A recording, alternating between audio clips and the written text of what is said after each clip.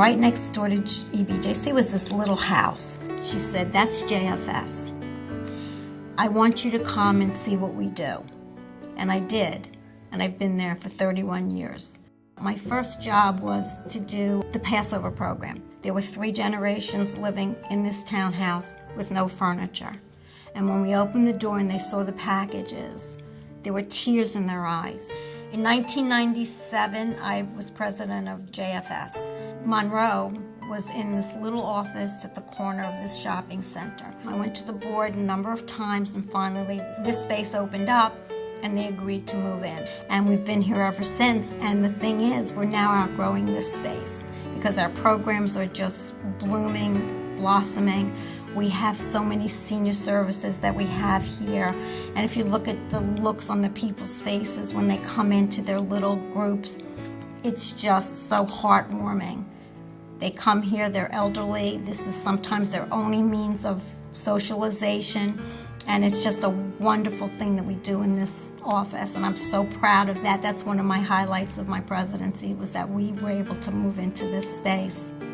The youngest of the Holocaust are probably 75 to 80, if they were children during the Holocaust. Today's world, that's not old. At some point, they are going to need services. The services for the older Holocaust survivors are greatly increasing, and the money is not there. We need more money, we need more help. We can never, ever turn our backs against the Holocaust survivor. We must let them age in place, no matter what we have to do. Everything was taken away from them. We can't let that happen again. And that's one of their biggest fears, is that they're going to have to leave their homes. And we need the money to support this. We need the money to keep these people in place, to get them health care aids, to whatever they need, to take them to doctors, to get them health services. They can never be victims again.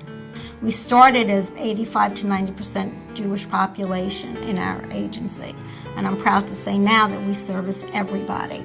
Now the numbers are changing, and we have programs for everyone who enters our door. Anyone who knocks on the door is helped. There are times when we have people who we are the only person that they see all day. It's just so heartwarming to know what we do and how we help. I purchased a small agency from 2 nurses who wanted to leave the home health care business. I had serious illness in my family. At the time, both my sister and son were seriously ill, both unfortunately having since passed, and it was after their passing that I decided I wanted to do something more special with my life. I am the child of a Holocaust survivor. My mom is a survivor of Auschwitz, thank God still alive. And I think I always had a little bit extra in my life, something that gave me some extra spirit, a spiritual self that I greatly appreciate. And as much as it was something terrible, I was able to take good out of it. I produced a film called Oro Mach Frei, which tells the story of the Holocaust in Italy, most specifically about the Holocaust in Rome. When I heard this rather fascinating story about a gold extortion, I found almost it necessary for this story to be told. People need so much help when going through any kind of crisis, whether or not the crisis is big or little. And I think Jewish Family Services can be counted on for issues that people have in their home. In my own life, as I mentioned, being the child of a Holocaust survivor, I was so pleased to know that Jewish Family Services helps coordinate and in some cases pay for home health care to the Holocaust survivors. I don't think it's provided just for Holocaust survivors, but as part of what Jewish Family Services does I was extremely pleased to hear that that was a strong part of Jewish Family Services of Middlesex County. Prior to working here at the Chamber, I was in the hospitality industry. When I was there, I had the opportunity to work with a lot of the communities in Monroe, and a lot of the communities are involved with JFS. So that's how I first learned about it. But then when I came to the Chamber, I met Ronnie, and she shared with me the work that the organization does. And it's great work. And it's work that, as the Chamber, we want to promote because it makes a better community.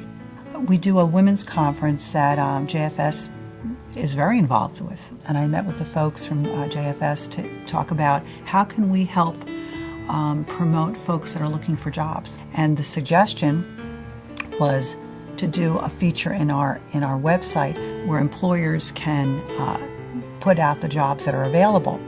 Then I could share those with JFS, and hopefully they could start placing some of the women that are looking for jobs in those jobs. And I don't think most people know they think they know what JFS does, but I don't think they realize that you don't have to be Jewish to be serviced by them. They service everyone.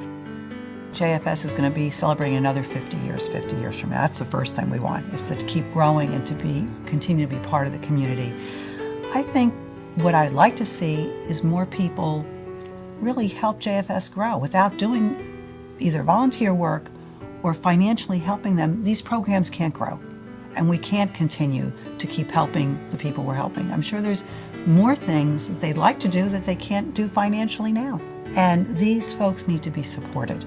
And they need either volunteer or, I hate to be blunt, but write a check if you can't volunteer, because we need to support these organizations because they bring such value to our community.